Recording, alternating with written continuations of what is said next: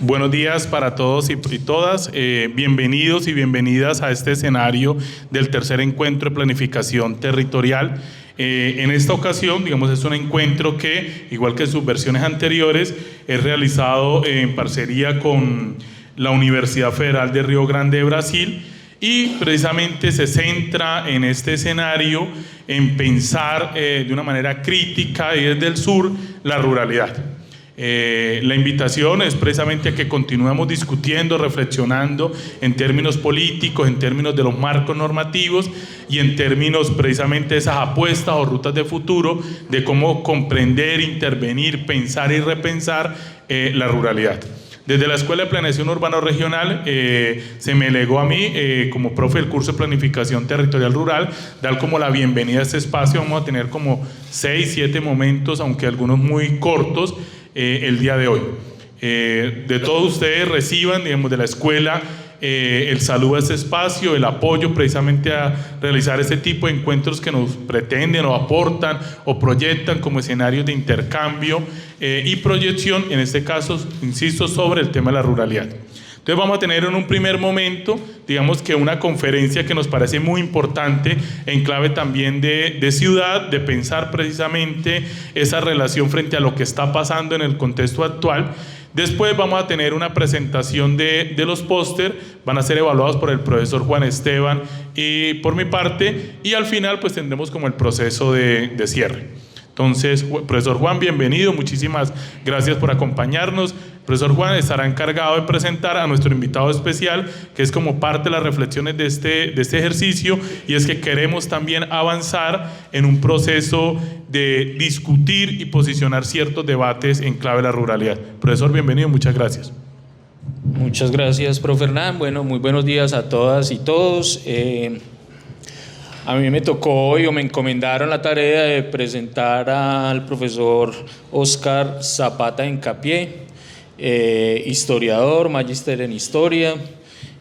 Ahora está trabajando precisamente temas de planeación en la ciudad, y para mí es un gusto porque más que presentar a un investigador muy serio en términos de la planificación urbana en Medellín, pues estoy presentando a un amigo. Conozco todo su recorrido, todo su bagaje investigativo. Entonces, bueno, profesor Óscar, muchas gracias y adelante. Bueno, muy buenos días. Gracias pues por esta invitación a este augusto espacio. Profesor Juan, gracias. Este espacio lo puedo asemejar como un gran pastel, un gran y delicioso pastel. Espero que lo que yo vaya a disertar acá sea esa cereza que lo decore al final. Y bueno, para empezar quisiera evocar algo que tengo pues en mis archivos, y una de las fuentes de información, de fuente primaria, digamos que más preciadas que tengo, es acerca de una escritura, hace parte pues de una escritura de un espacio rural de la vereda del Cerro, fechada de 1956, en el cual obviamente pues por un tema de disputa por linderos, un asunto que todavía se presenta mucho en la ruralidad, me llamó mucho esa atención la descripción que justamente esa escritura tiene, la cual la resumí en estos apartes.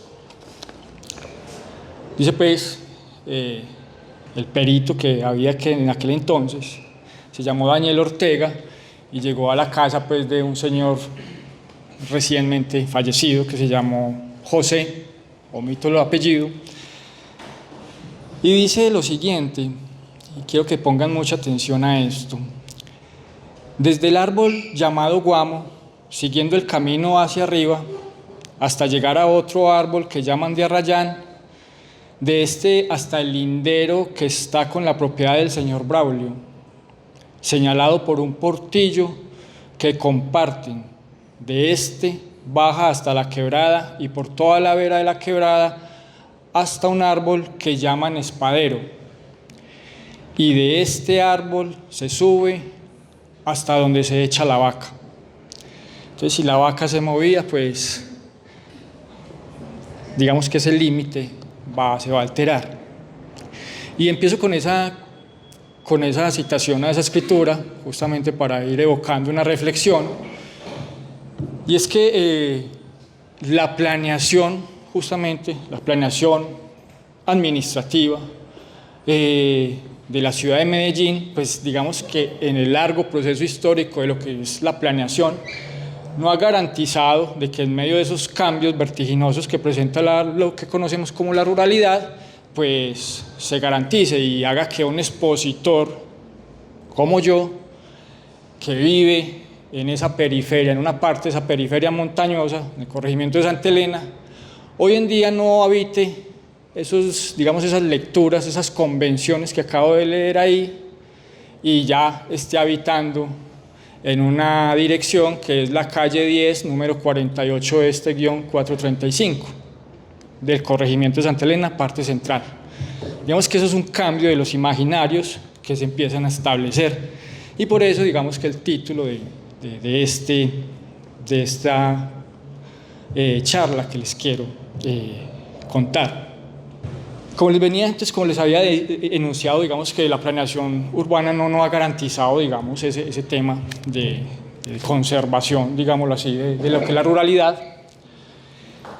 Y quiero empezar también dando, digamos, unos paneos de lo que ha sido el proceso de planeación, de esa historia, en el cual no se ha tenido, digamos, referencia fuertemente en la planeación de lo que conocemos como la ruralidad. Y me voy a referir también a ruralidad y también a esos espacios montañosos, que es una metáfora que me gusta más evocar.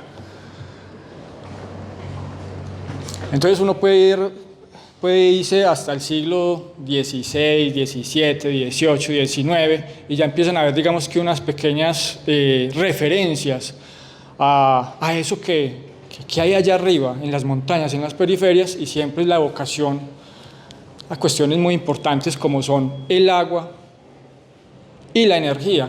Energía resumida en ¿qué? En la extracción de leña y carbón vegetal, lo que es la deforestación. Y ahora tocaré un pasaje de esos. Pasamos. Entonces traigo aquí como unos breves ejemplos cartográficos, porque la planeación, que hace parte de un ejercicio del soñar, pues también, pues, aparte que queda en letra, también queda cartografiado. Eso ha sido, pues, como la constante. Entonces tenemos aquí breves, estos no me voy a detener mucho, estos son planos que ha tenido, digamos, el proceso de planeación de la ciudad de Medellín. Y bueno, vemos aquí planos de la ciudad de Medellín de 1908, pues que es muy referenciado, pierde como un poco la calidad de Volvete, que hago mención a ellos. Plano de Medellín futuro, y esto ya evocaba desde digamos que es una actualización de un plano de 1890, también pues ya evocaba esta palabra, el futuro, y va a ser, digamos, que la constante en la planeación. Esto ya es posterior, plan piloto, con dos expertos, pues, que ustedes muy bien se relacionan con él, Serge Lehner.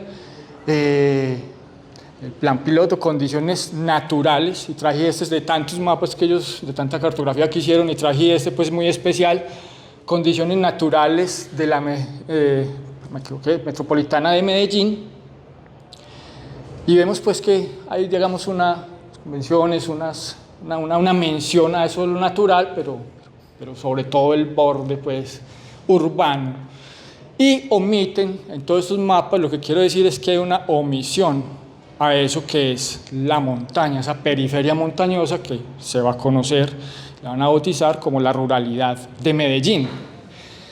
Y eso ya me empezó a generar a mí como investigador como una serie de dudas, una serie de interrogantes del por qué no están en estos espacios de planeación las montañas. Santa Elena, bueno, lo que conocemos como corregimientos de Medellín. Entonces, que ya, digamos, hacían parte de la lectura de lo que es la ciudad de Medellín desde 1853, cuando San Cristóbal dejó de ser parroquia independiente a articularse como barrio de Medellín, porque las denominaciones van cambiando. Primero fueron parroquias o sitios, después pasaron a ser barrios que integraban pues barrio La América, barrio El Poblado, barrio Aná, barrio Altavista, San Cristóbal, San Sebastián de Palmitas, barrio Piedras Blancas, después va a ser corregimiento Santa Elena, en fin. Entonces ahí digamos que eso ya me generaba a mí unas preguntas, más aún cuando hablan de eso que siempre por ejemplo este mapa siempre habla de esas preocupaciones que desde el siglo XIX empecé yo a rastrear y que hacían, digamos, parte de esa relación del habitante de este valle con esas montañas, y es a través de ¿qué? De la constante preocupación por el agua y por la extracción maderera, especialmente por la leña, que era una cuestión pues bastante que se necesitaba, era la energía de la época. Pasamos. Acá pues vemos este mapa que me gusta mucho porque es el crecimiento urbano de Medellín según los colores, 1870, 1800, 1840, en fin, hasta 1932. Y bueno, este ya es de 1956 y así sucesivamente. Hasta llegar a, por ejemplo, este que es muy reciente ya, para mí, desde mi lectura, este ya empieza a ser parte de lo que va a ser el primer plan de ordenamiento territorial a nivel nacional de 1999. Este es, digamos, que un informe que se empieza a presentar para ir construyendo lo que va a ser posteriormente ese plan de ordenamiento territorial. Eso tiene una historia, una antesala, un tras bambalina, digámoslo así, más amplio, pero aquí lo quiero obviamente resumir. Y ya hacen las menciones, pero no esos límites que son tan interesantes para poder hacer una lectura más amplia de lo que son los corregimientos, que los corregimientos se empiezan a denominar a partir de 1987. Se empiezan a esas periferias montañosas, se les empieza a denominar como corregimientos. Este paseo, digamos, este breve recuento por la cartografía, que hace parte de la planeación, pues obviamente ya suscita una serie de interrogantes, una serie de preguntas, y es por la importancia o también por digamos, alejarse y, no sé si la palabra, pues, pero digamos, la exclusión que ha tenido estos espacios en la planeación. Y que obviamente hoy en día, que soy testigo de lo que es el plan de ordenamiento territorial en su revisión actual, pues uno ve a las comunidades cuando se congregan a hablar de las problemáticas que tienen los territorios, estos territorios, y yo cada rato me sorprendo cada vez que la gente empieza a decir, es que hay que hacer esto, hay que hacer aquello. Yo, esto hace tanto rato viene generándose, ya es una problemática de vieja data, y digamos que ha ido progresando. Y bueno, entonces digamos que hay uno de los primeros factores, es también el desconocimiento, y por eso yo hablo, como intitulo, perdón, la conferencia, olvido y salvaguarda. Entonces, ¿qué se conserva? Pero también qué tanto se ha olvidado. Y para eso hay dos cosas que en mis investigaciones he podido, digamos, determinar, hallar, y es, por ejemplo, que una parte está la responsabilidad, obviamente, de la administración, de los entes gubernamentales, pero también hay, digamos, falta de responsabilidad también por parte de las comunidades, y eso aquí lo vamos tejiendo. Entonces, en todas estas partes he escuchado que recientemente en unos encuentros que desde el Plan de Ordenamiento Territorial se vienen realizando, y eso sí hay que rescatar esa amplia participación que tiene hoy en día esa construcción del nuevo Plan de Ordenamiento Territorial, de esa actualización, y es que ya hay más concertación, acude más público, obviamente, a disertar y a proponer esos sueños para tener ese espacio ideal que siempre se ha pensado. Entonces uno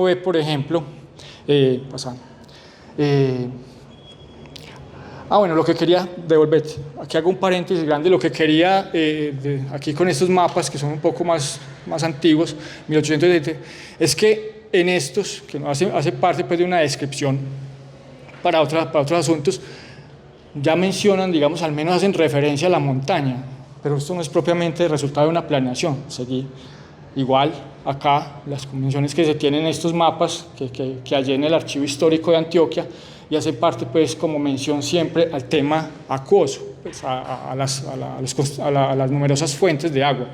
Esto es aquí San Cristóbal, vemos pues esta vena grande que es la quebrada de Iguaná y todas sus fuentes tributarias. Y ya pues digamos que son menciones, pero que no hacen parte propiamente de un tema de planeación. Lo mismo, Altavista, acá la Doña María, en San Antonio de Prado, estos son pues mapas que efectivamente encontré en los archivos. Dale. Santa Elena, aquí me gustan mucho estas descripciones, rastrojos y montes, y vamos a ver cómo también cambia el panorama hoy en día con esos términos. Dale. Y lo que ahorita les decía, el tema de esto. Hoy en día yo vengo pensando, por ejemplo, ya después de una publicación que recientemente salió, pues otras cosas se me vienen a la mente y quiero pues como empezar a trabajar en una historia de la leña, justamente porque eso me permite hablar del bastión energético del siglo XVII, XVIII y XIX en este valle. Y por ejemplo esta foto me dice, y esto es un ejemplo de un zacatín de San Cristóbal donde sacaban pues, el tema del aguardiente y una que otra botella de tapetusa. Ustedes ahorita se los escuchaba hablando de la chipcha ahora. Entonces valga pues como el aporte de mi parte. Estos son como las cantidades de leña que se requería por semana, una cosa bastante voluminosa. Entonces uno ya empieza a hacer, digamos, ejercicios, que no es mi área, pero me empiezo a acompañar de ejercicios de gente pues experta en temas de calcular cuántos árboles hay que talar para poder sacar tan determinada cantidad de leña en metros cúbicos. En fin, y ahora este panorama que es reciente, estas son unas fotos que tomé en la quebrada de la Puerta arriba, aquí en San Cristóbal, y Santa Elena, la quebrada de San Pedro, que es abastecedora de uno de los acueductos, y esa imagen las dejo ahí, que nos sirva de inspiración, porque esto también es producto de unas acciones antrópicas bien complejas, que también hace parte como de la falta de planeación, en temas de lo que hoy en día llamamos como turistificación. Entonces, retomo, la gente en estos espacios empiezan a pedir que la conservación de la ruralidad, de los espacios boscosos, en fin, lo que identifica esos paisajes rurales de las montañas de Medellín. Y uno por dentro empieza a decir, pues esto no deja de ser como candente, pero esto es producto de una valoración de investigaciones que hago, y es que sí, lo que vemos en estos espacios de bosque, que son especialmente los monocultivos, esos son intervenciones netamente de la administración municipal, que vienen desde hace unos 105, 106 años hacia atrás, vienen, digamos que gestándose, porque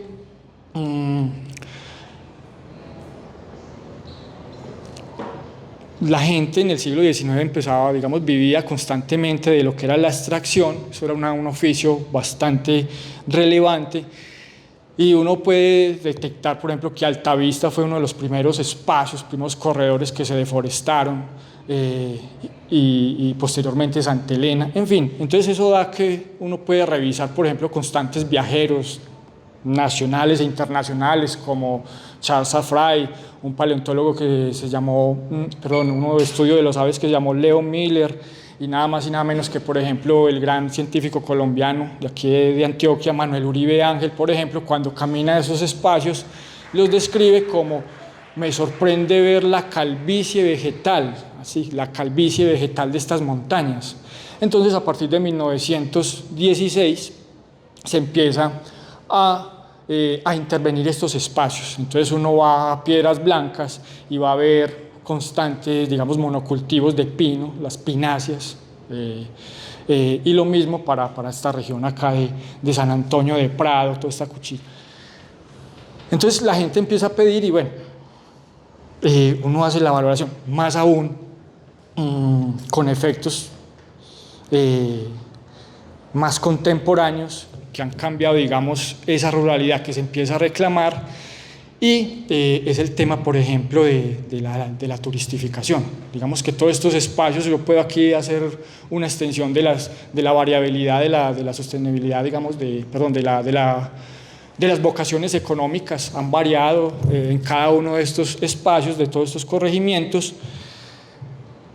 Y en una, digamos, que coincide actualmente, y es en el tema de la turistificación. Son espacios que son atrayentes porque tienen, digamos, lo que el habitante de ciudad desea tener para poder, digamos, habitarlo, y es la calma, el aire, los servicios pues, que tienen, que hay abundante, digamos, agua. En fin, todas esas cuestiones, el tema de la tranquilidad, porque eso también pues, es un factor que se mide pues, por la salud mental, todas esas variables, y que eso empieza a presentar estos fenómenos de desabastecimiento. Acá pues fue un tema bastante difícil, eso sí me tocó a mí contemplarlo, pues obviamente soy habitante ahí cerca de esta cuenca, y digamos la emergencia que se empieza a ver, y no es porque falta que llueva más, sino porque no hay un cálculo y no hay un control. Y eso hace parte de una planificación que digamos que se ha hecho, eso sí lo tengo que yo decir, los he revisado, los diferentes planes de ordenamiento territorial en todas sus actualizaciones. Y bien, digamos, se ha pensado la ruralidad, pero le queda faltando, digamos, que en la actualidad sí se está, digamos, como obedeciendo y atendiendo esas necesidades que permitan, como les dije al principio, la planeación no deja de ser un sueño, que permitan que estos espacios, que estas imágenes no se vuelvan, digámoslo así, a repetir. No obstante, hay unos retos gigantes porque está de mano la planeación, pero digamos que esa letra y esa cartografía que sale de esa planeación está, digamos, disparejo en el tiempo con lo que ya se empieza a ver, porque ya, digamos, hay una turistificación, hay zonas que ya se empiezan a habitar. Uno puede hacer el ejercicio, por ejemplo, de hacer esa lectura desde 1998, cuando se crea lo que es la frontera, se planea lo que es la frontera rural-urbana, y cómo en cuestión de unos 20 años esa frontera rural-urbana, que es muy bien planeada, la ley pues, y desde mis conocimientos pues digo que es muy bien planteada, muy bien pensada, digamos que ya es discontinua, no se aplicó. Entonces uno puede hacer el ejercicio de revisar eso que fue la frontera rural-urbana, justamente para controlar lo que hoy en día conocemos como la expansión urbana, pero uno puede hacer el ejercicio partiendo acá, mirando desde San Cristóbal, lo que es Pajarito, Picacho, Pedregal Alto, yendo hasta lo que el borde allá de límites con la Estrella en San Antonio de Prado, que es San José y la Florida, y uno ve que todo eso que hizo parte de esa lectura de 1998 y condensado en el Plan de Ordenamiento Territorial del 99, pues no se cumplió. Entonces hay unos retos, hay gigantes en los cuales pues hay que tener mucho control. Eso es otra cosa que el nuevo POT empieza, digamos, como a atender. No hay que ocultarlo, y vuelvo y reitero, los he revisado, y pues, obviamente ustedes pueden tener una lectura mucho más completa, siendo pues ustedes en el área que estudian. Yo como historiador lo he revisado y me parecen que son cosas muy, muy bien elaboradas, pero le falta es eso, más como el control y la norma por hacer, digamos, cumplir eso.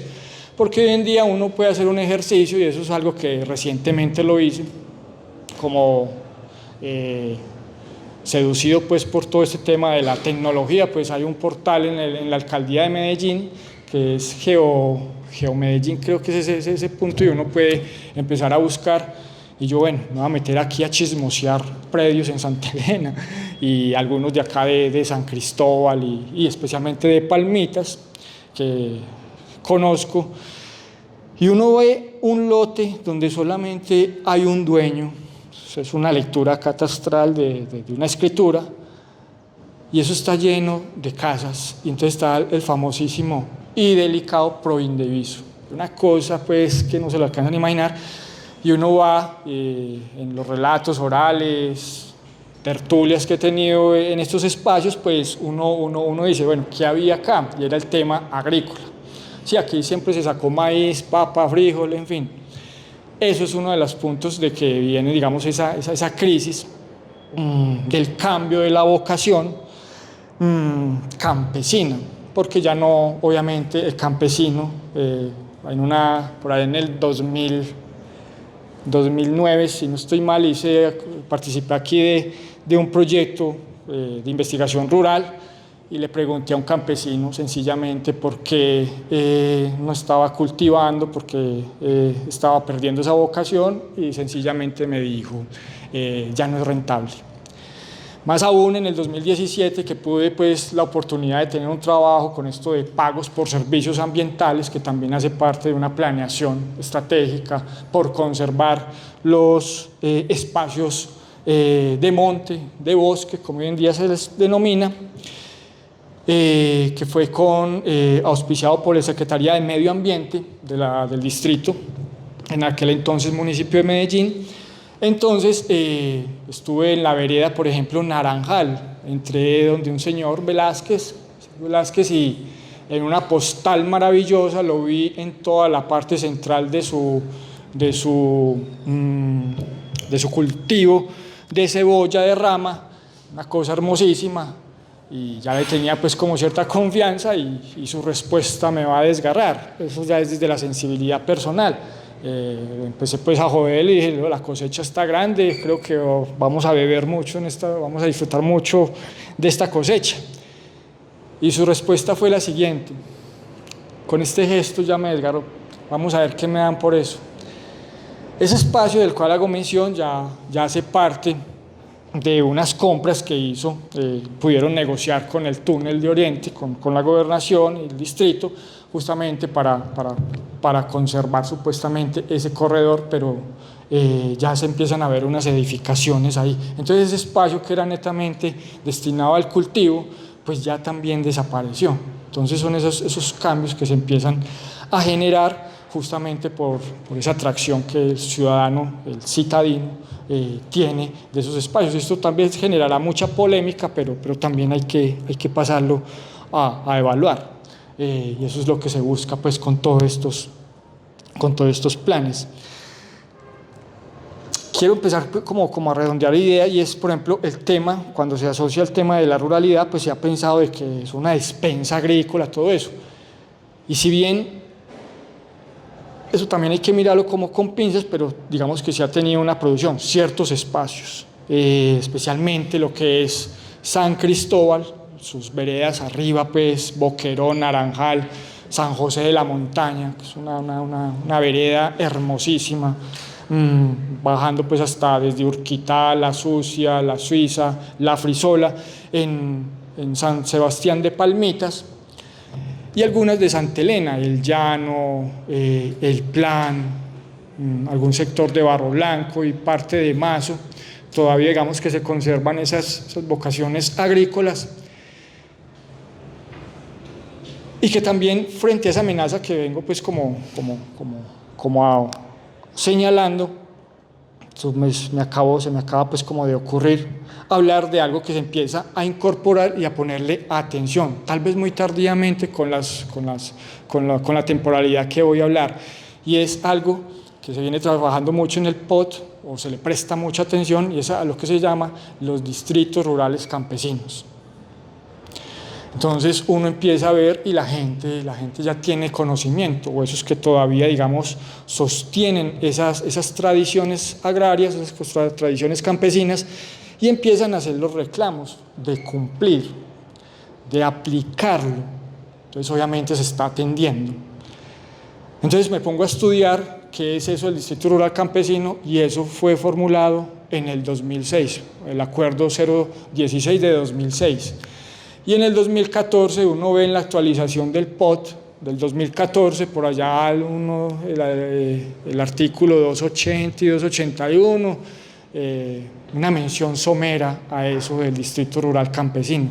Ya en el 2022 sale un decreto, ya eso tiene más fuerza de ley o de norma, y empiezan, digamos, que a reclamar la incorporación de esos estamentos, de esas cuestiones, pues, de la planeación, que pase a ser parte íntegra de la planeación de ordenamiento territorial. Ya la valoración que uno hace ya es muy tarde, porque uno va y recorre estos espacios y uno empieza a ver unos cambios vertiginosos. Hace poco estuve, por ejemplo, en San José de la Montaña, y el cambio de la vocación agrícola se está viendo, justamente porque es más rentable construir una casa, arrendarla, y también empiezan a verse lo que son ese fenómeno de renta corta, que ustedes también, pues, sé que lo manejan muy bien. Y en estos espacios que ahorita, digamos, esa línea que señalé, ya se empieza a ver lo que es la baja y alta mistura. Yo lo he podido caminar, a mí me gusta mucho caminar la calle y esos espacios, y uno ve, pues, digamos, esas problemáticas que se empiezan a ver. ¿Qué tiempo llevo? No alargarme para poder hablar con ustedes. Sí, ya.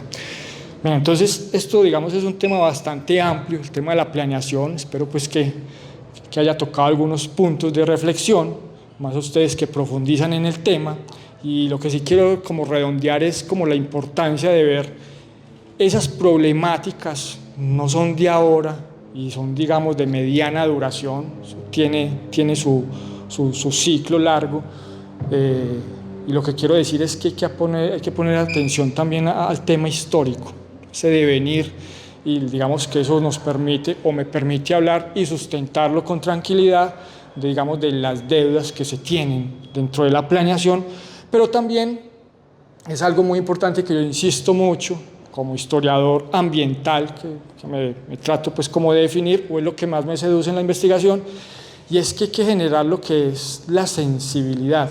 Ojalá ese término se vuelva concepto para poder uno dialogar frente a la relación ser humano-naturaleza, que es muy importante, totalmente alejado de cualquier romanticismo.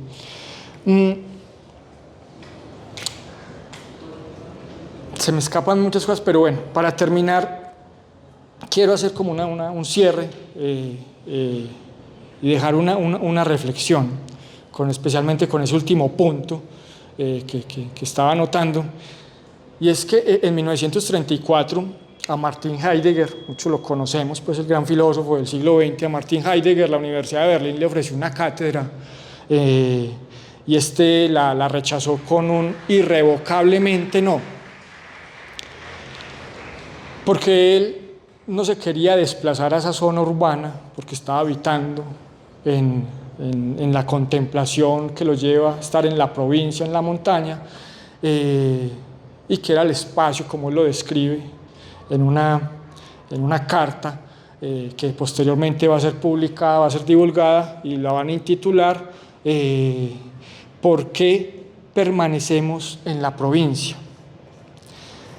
Entonces él va a tener acá, les voy a leer una parte para ir cerrando, y sustenta lo siguiente: el mundo de la ciudad está en peligro de sucumbir a una falsa creencia corruptora, una impertinencia muy ruidosa y muy activa y muy delicada parece, a menudo, preocuparse por el mundo y la existencia del campesino. Pero con ello se niega precisamente lo que ahora solo hace falta: mantener la distancia de la existencia campesina, abandonarla, ahora más que nunca, a su propia ley, fuera las manos, para no arrastrar en una falsa habladuría de literatos sobre lo popular y el amor a la tierra. El campesino ni quiere ni necesita en ningún caso esta exagerada amabilidad ciudadana. Lo que ciertamente necesita y quiere es el tacto de reservado respeto a su propio ser y a su independencia. Pero muchos de los procedentes de la gran ciudad y de los transeúntes se comportan a menudo en el pueblo o en la casa del campesino como si se divirtieran en sus salones de recreo de la gran ciudad. Entonces uno ya, por ejemplo, hoy en día vemos constantes, eso sí que se escucha, las constantes quejas de las fiestas que se hacen en estas zonas, de los negocios que se empiezan a ver, en fin, todo ese, digamos que, como lo describe, tal ajetreo, ese ajetreo de la ciudad ya se empieza a ver en estos espacios. Tal ajetreo destruye en una noche más de lo que puede fomentar jamás un adecenamiento científico de varios decenios sobre lo popular y las costumbres y usos del pueblo. Con esto pues quiero finalizar diciendo de que la planeación, que es obviamente, como lo he dicho, un sueño que he hecho palabra escrita y también cartografía, que permita, digamos, sanar un poco eso que lo puedo denominar como esos problemas que se han vuelto una enfermedad. Y con esto quiero terminar y cerrar diciendo que esa enfermedad que presenta las montañas siempre se les ha aplicado una serie de cataplasmas verbales donde el absceso ahora se ha convertido en gangrena. Muchas gracias.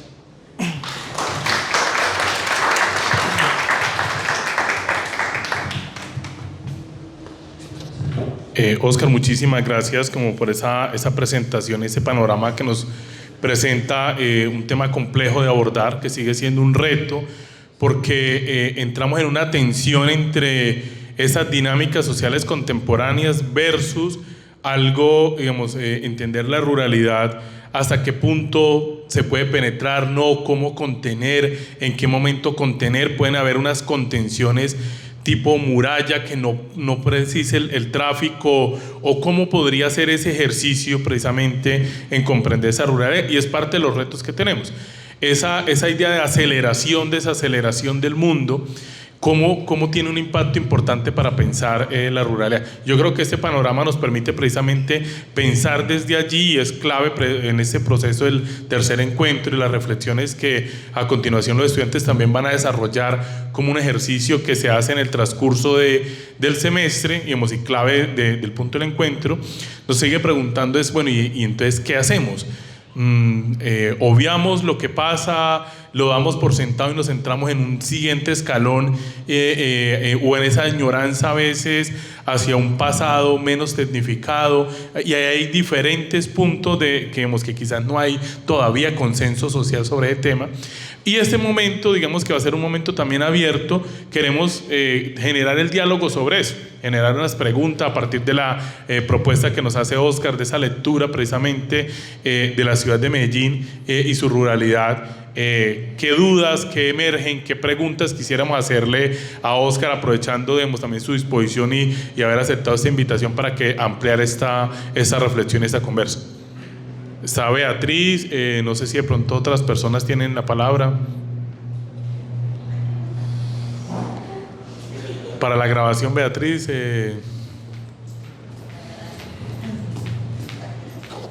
Pues con esta última intervención que usted hizo, uno sí piensa que la ruralidad hay que planearla y hacerla visible, no como esa masa verde amorfa que se concibe, pues. Pero en esa medida, ¿cómo hacemos para planear la ruralidad sin generar esa visión atractiva hacia los ciudadanos de habitar esa ruralidad que hay que conservar? O sea, porque sí hay que planearla, hay que hacerla visible, pero ¿cuál es la visibilidad que habría que darle para que no sea tan visible que todo el mundo quiera estar allá?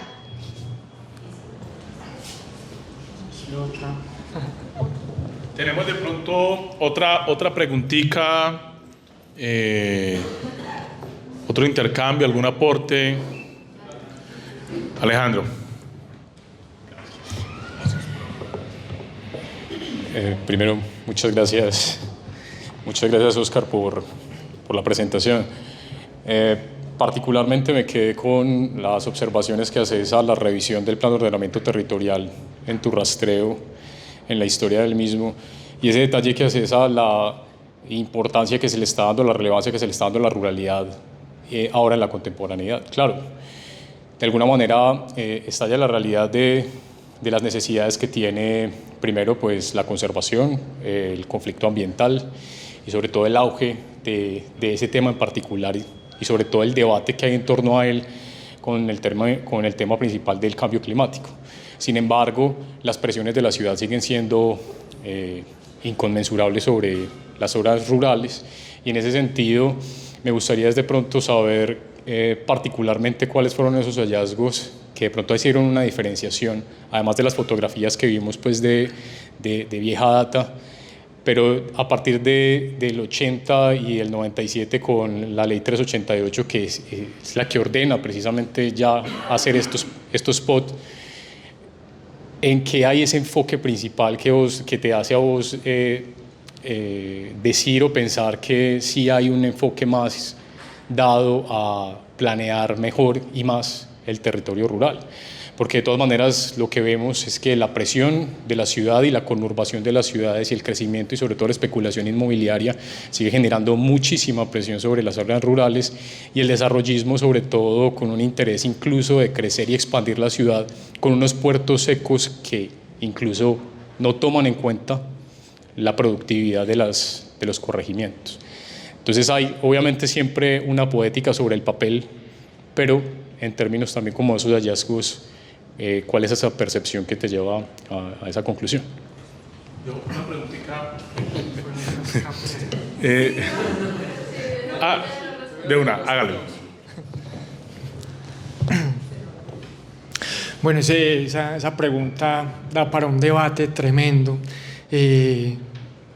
porque justamente ahí también entra eso que en algún momento leí, Juan, ayúdame, Simón Bauman en Cultura Líquida, creo que es el título. En fin, él habla acerca del mundo de la cultura del marketing.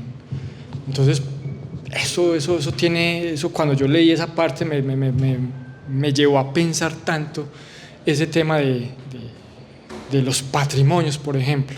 Entonces, uno de los grandes atractivos que tiene la ruralidad es ese tema del patrimonio ambiental. Pero eso es vendido, y ahí me da pie para dejar algo que anuncié y no lo cerré, y es, por ejemplo, el tema de esas narrativas que se empiezan a establecer. Por ejemplo, ustedes van y cogen un campesino de antaño, o un habitante de antaño de estas zonas, y difícilmente te va a referenciar la palabra bosque.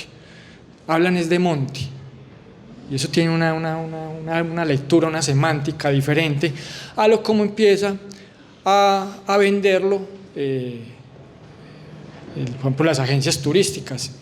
Visite este maravilloso bosque, ven aquí y sienta el aire aquí en el alto del Boquerón, que uno puede vivir como esas descripciones un tanto haciendo alusión a la poética del espacio, ¿no? Pues como lo hace Bachelard con rigurosidad, ¿no? Esto es un poco más pobre, mucho más pobre. Bachelard es una cuestión ya muy bien lograda, pero justamente hago mío ese título de ese libro de Bachelard, La poética del espacio, es justamente anunciando eso. Lo otro, y empiezo a articular eso con lo que usted pregunta, y es que la ruralidad, o no hablar de la ruralidad, sino estas zonas montañosas, esta periferia montañosa que se ha conocido como periferia, ya empieza a tener, digamos, una relevancia o una lectura como de centralidad. Y la periferia, Esto es como un juego difícil también, pues, tendría que pulirlo más yo si de pronto genera mucha confusión. Y digamos que lo que conocemos como centralidad viene a ser la parte periférica, ¿cierto? Lo que es la ciudad. ¿Y por qué hablo que las centralidades son estas periferias montañosas? Porque ahí está lo más importante.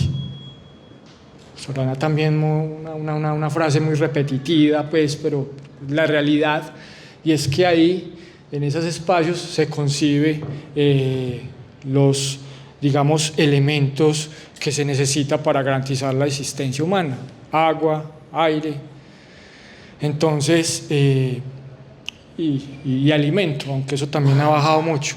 Entonces, esa parte, digamos que es bastante problemática en cuanto a ese tema de la comercialización del suelo también. Pues no hay que digamos, objetar esa parte. Y también, digamos, no sé si la palabra correcta sería el desarraigo que tienen los mismos habitantes por su hábitat y sus hábitos. Entonces, hoy en día, la falta de conciencia sobre el espacio que se habita es muy grande. Entonces, sí, obviamente uno ve que se habla de la tradición cultural silletera. Si alguien tienen o una manifestación que se pueda cuestionar en la vida es esa. Hace poco hubo ¿cómo es que se llama esto de que un espacio recibe mucho, la capacidad de carga se desbordó en un evento de Feria de Flores? Voy a traer también fotografías de estos afluentes atiborrados de basura, en fin. Y estuve atento, porque hice el ejercicio, atento a todas las divulgaciones, hasta en una cuestión que se llama rendición de cuentas de Feria de Flores y todo eso, y ningún silletero se manifestó frente a lo que eso había generado. Eso fue pues una cosa caótica. Yo sé que todos lo vieron mucho en medios locales, pues, que se trató ese tema, que fue una cosa pues, que generó unas alarmas, unas emergencias terribles. Pero uno también puede hacer ejemplos de otras latitudes, de otros espacios, que también, digamos, que hace parte de esa lectura que yo empiezo a generar, frente a la conciencia que los mismos habitantes han perdido frente a esa relación ser humano-naturaleza. Creo que ahí empiezo como a entrar mucho en esa pregunta, y es que los conceptos de sostenibilidad, eso es una cuestión muy reciente en Colombia. La historia de la sostenibilidad de Colombia empezó por allá en la Serranería de la Macarena en 1948, con unos resultados como casi todas estas cuestiones en el país, que son muy retardatarias y muy lentas de aplicar. La sostenibilidad, que viene desde el siglo XVII, en Colombia empieza como a tejerse a partir de 1948, y a mirar todos estos espacios de conservación. Digamos que esos son los principales pilares, digamos una de las principales ideas de tratar de conservar esos ecosistemas que han sido muy degradados. Si ustedes revisan 1940, hay unas lecturas de estos viajeros que uno empieza, y descripciones de botánicos, etcétera, en la revista Progreso, por ejemplo, que Juan la ha revisado muy bien, en la Sociedad Amigas del Árbol, que se empezó a fundamentar en 1944. Siempre ya hay un llamado de atención de que hay que intervenir estos espacios que están totalmente, y vuelvo y evoco las palabras de Manuel Uribe Ángel, en una calvicie vegetal. Y ya digamos que se empieza, aparte de esa calvicie vegetal, ya hay una asociación que parte hacia la emergencia, y es el desabastecimiento futuro, muy posiblemente, del agua. Entonces, digamos que esos son los principales retos que siempre se ha tenido, y que vuelvo, como ahorita les dije, me sorprende que hoy en día todavía estemos hablando de eso, porque yo también soy habitante, y todavía digamos que estos planes se estén enfocando en generar, primero, conciencia, y segundo, pues reitero, que se estén, digamos, evocando pues esa necesidad de conservar, de cuidar las quebradas, que eso ya debería ser, digamos, una cuestión muy interiorizada en estos espacios. No sé si ahí te toqué como algunos puntos de una pregunta tan amplia. No, Oscar, muchísimas gracias por la intervención. Creo que también solucionaste como alguna de las preguntas que tenía, era frente a esa mercantilización de esas prácticas culturales campesinas, como el tema de la silleta, versus la ocupación del territorio y los efectos que produce. Entonces creo que ya dejaste ahí el hilo para seguir discutiendo sobre esos temas también de manera importante. No sé si tenemos alguna otra pregunta para, digamos, este espacio del conversatorio, inquietud o algún aporte, digamos, a las discusiones que Oscar nos presenta. Juan. Oscar, muchas gracias por el espacio. Me quedó sonando mucho el tema que tocaste cuando mencionabas la entrevista con estos campesinos, de que ya no hay... Seguramente ellos tenían un interés de preservar, de estar en el territorio, de producirlo, y eso se estaba perdiendo. ¿Por qué me llamó la atención? En un ejercicio en el que participé ya hace varios años, que fueron los planes de ordenamiento corregimental, me tocó en Palmitas. La directora de ese proyecto, muy acertadamente, a todos los técnicos nos dijo: ustedes la recolección de información la van a hacer acompañando a todos los sociales. Entonces van a ir a hacer trabajo social primero y luego técnico. En esas entrevistas, los campesinos nos decían, acompañados de sus hijos, una respuesta similar. Yo en este momento, pues la productividad poco me interesa, porque mis papás en su momento nos decían: no, yo esto se lo voy a dejar a ustedes para que lo sigan produciendo. Año 2009, ya estos jóvenes, la intención que tenía expresada por ellos no era quedarse ni permanecer en el territorio, era venirse a la ciudad. Incluso decían: no, el papá, el campesino decía: no, yo los quiero que se formen. Pues entonces se forman en la ciudad, no se forman acá. Entonces se van, difícilmente vuelven. Entonces digamos que se empezaba ya a dar un desarraigo, una pérdida de identidad. La pregunta es, ¿eso es recuperable? ¿Eso puede suceder? Han sucedido algunas prácticas, no sé si acá o en otras partes, donde se permita volver a generar ese arraigo por la tierra. Bueno, no, muy buena pregunta. No sé si mi respuesta es muy romántica, pues, pero para eso, pues, obviamente, la comida es lo que más se vende, ¿cierto? O sea, la producción agrícola debería ser como un fortín bien remunerado. Para mí, pues, personalmente, como ciudadano, digo que la comida para mí no es cara, pues, que yo he golpeado la tierra y me gusta y sé que es difícil, y tengo un hermano que es productor de mora y sé lo difícil que es eso. Entonces para mí la comida no es difícil, pero ese fenómeno que más que usted evidenció cuando empieza usted a indagar que por qué se está entrando en una debilidad de la producción agrícola, y dicen: no, es que hay intermediarios, todo ese mundo de lo comercio que también empezó a desanimar tanto a estos campesinos. Pues bien, si fuera, digamos, si tuviera una planeación, pues ¿cómo garantizar que esas vocaciones campesinas, que eso hace parte de lo que conocemos como el patrimonio cultural inmaterial, se preserve y se conserve, digamos, ese relevo generacional? Pues obviamente esas costumbres hay que tecnificarlas, que sea una producción, y que estos jóvenes descendientes de estas familias, ese relevo generacional, pues cuando hablan de eso, de vaya y estudie, pues estudie para que no tenga que coger el asadón tantas horas como yo lo tengo que coger, y haya un proceso de tecnificación. Eso sonará muy romántico, pero uno lo ve y es como la lógica también.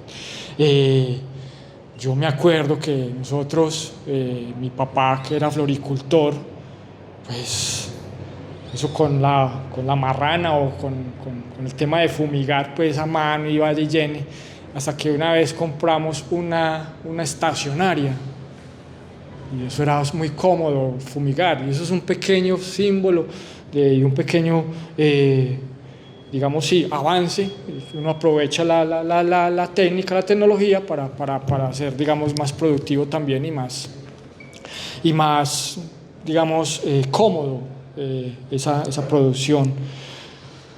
Digamos que esa parte ahí, pero eso tiene que ver mucho también con que sea rentable. Si no es rentable la producción en estos espacios, pues ninguno se va a quedar ahí. Eso está muy amarrado, está muy unido a eso de la rentabilidad. Entonces por eso digamos que ese desarraigo, esa ruptura generacional, y bueno, pues sí, eso es un caso que se repite y todavía se evidencia mucho, más aún en esos espacios que son un tanto más alejados de la ciudad, como lo que usted acaba de citar, La Sucia, La Frisola, donde creo que en esa época pasaban de las 1000 familias censadas que eran dedicadas pues al cultivo, y ya hoy en día va uno a ver esos nuevos registros y ha bajado demasiado. Ni qué decir para la parte de Santa Elena, donde una actualización de un estudio de los polígonos arqueológicos que también incorporaban ese censo de familias. Por allá en el 95 registraron 1280 familias dedicadas pues al cultivo, y la actualización del 2015 dio como resultado una cifra pues alarmante de 309 familias. O sea, había bajado demasiado, de 1200 y algo bajó a ser más de 900 familias. Entonces, cosas por el estilo, y eso hace parte de lo que has dicho de la planeación, que es una planeación acorde, y bueno, uno puede generar acá un debate en torno a eso e ideas. No se les olvide que planear es soñar. Perdóneme, le meto. Vine a acompañarlo, pero meto la cucharada. Mi nombre es Carolina Sánchez, comunicadora social del DAP también. Ahí hay un tema en la ruralidad, y más estas ruralidades cercanas en términos sociales, las nuevas generaciones, y hoy que hablamos de redes sociales, hoy que vivimos un mundo donde el cómo me ven, el qué dicen de mí tiene mucho que ver. Creo que ahí tenemos una oportunidad grandísima de hacer un cambio. Oscar bien lo decía, tenemos unas dificultades muy grandes en la cadena productiva, eso sin duda. Pero si nosotros pudiéramos incluso convertir, y pongo un ejemplo, que es Panaca, nosotros pagamos por darle comida al marrano, es algo así. ¿Cómo lograr estas nuevas dinámicas, sobre todo en estas ruralidades tan cercanas a la ciudad, donde ese cultivo se convierta incluso, perdónenme la expresión, en un show que pueda ser mediático, que pueda ser un evento, que pueda ser otro tipo de cosas? Porque la realidad de la mayoría de nuestra ruralidad, también soy habitante de Santa Elena, donde la vivienda ya no permite grandes extensiones para el cultivo, otro tipo de actividades pueden mantener y volver. ¿Por qué no? Aprovechando el tema silletero, generar unos temas, y eso no es, y ahí meto una cuñita, que siempre esperamos que sea la administración y las ciudades las hacemos todos, como público, privado, buscamos alianzas o buscamos subvención internacional y lo demás, pero una idea suelta, ¿cómo no? De hecho, en alguna manera lo hace, los silleteros con sus fincas silleteras tienen microcultivos. Hoy en día las flores de Santa Elena, no, de Feria de Flores, no se cultivan en Santa Elena, la mayoría son de San Cristóbal o de Bogotá, pero cómo no, y ellos lo tienen algunos en sus fincas silleteras, el recorrido por las flores, el aura de teatro alrededor de la historia, y un montón de cosas que por lo menos nos mantiene la entidad y mantiene la capacidad económica a partir de un quehacer, pero eso lo podemos multiplicar en otro tipo de cosas.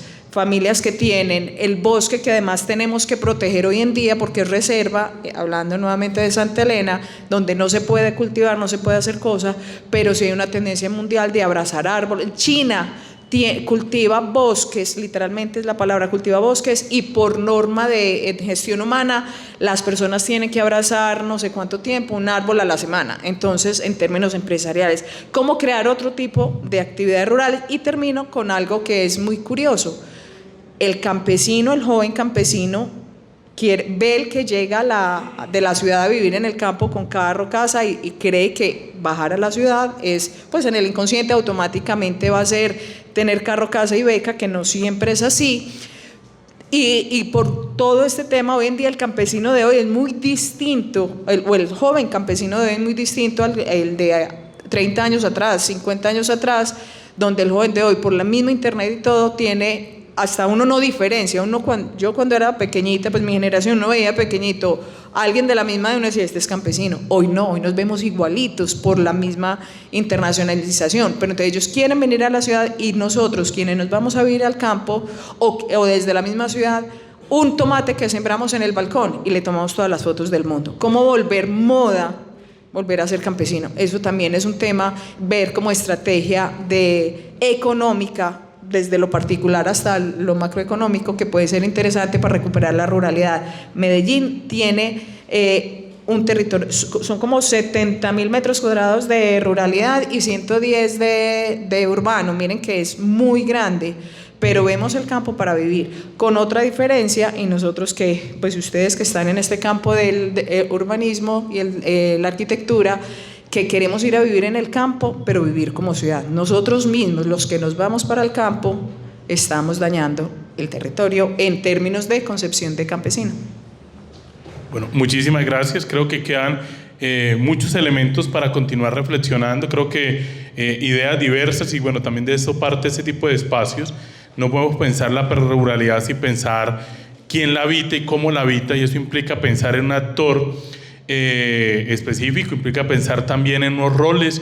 Yo sí creo que existe un fracaso estatal en cómo concebir la ruralidad y pasa precisamente porque ha querido ocuparla desde un enfoque que no responde a las realidades, ritmos y apuestas de quienes históricamente han habitado allí, e incluso esa visión dicotómica de lo rural como atrasado, como querer lo que quiere en lo urbano, a veces es guía de las intervenciones y es parte de los errores de planeación. Y acá los errores del Departamento de Planeación, por ejemplo, llevan a que una figura como Mercados Campesinos, que va a ajustar casi 40 años ya en funcionamiento, sea una vitrina comercial y un fracaso para pensar la ruralidad en esta ciudad. Pero esa idea de pensar lo campesino, que tiene que ver un poco con lo que Óscar nos planteaba y Carolina nos expone, si lo campesino al final va a ser una vitrina de consumo, entonces me interesa lo campesino como vitrina de consumo, que es lo que es la Feria de las Flores, o lo que serían otras lógicas vinculadas al turismo, o me interesa la ruralidad ¿cómo? ¿Para quién? ¿De qué manera? ¿Qué implica pensar la ruralidad con los entornos metropolitanos y las dinámicas urbanizadoras allí? Entonces ahí hay bastantes debates que creo que eso van a ser parte de las expresiones que ahorita también los estudiantes nos van a mostrar en los pósteres y que continúa siendo una apuesta de debate fuerte. Yo sí creo que no es posible pensar la ruralidad si no pensamos en el cambio de modo de producción. De allí hay una cuestión que si no termina siendo decorativa, y efectivamente la extracción de renta es un factor fundamental que acelera los cambios en las dinámicas rurales y cómo entendemos lo rural. Pero siguen siendo, insisto, diversos enfoques que nos permiten continuar discutiendo y reflexionando sobre lo rural. Óscar, muchísimas gracias por esta presentación. Creo que hay elementos de mucho interés para continuar en este ejercicio y fortalece las reflexiones que se han dado en este encuentro, que se van a dar del curso de planificación territorial rural. Y a continuación pues seguimos con un siguiente momento, es que los estudiantes y el evento abrió la posibilidad de presentar unos póster sobre unos casos de estudio particulares que han venido trabajando durante el semestre. Entonces vamos a hablar precisamente sobre ellos. Cada póster tendrá 3 minutos para presentar precisamente esas ideas centrales. Muchísimas gracias a todos y todas, y continuamos con la presentación de póster.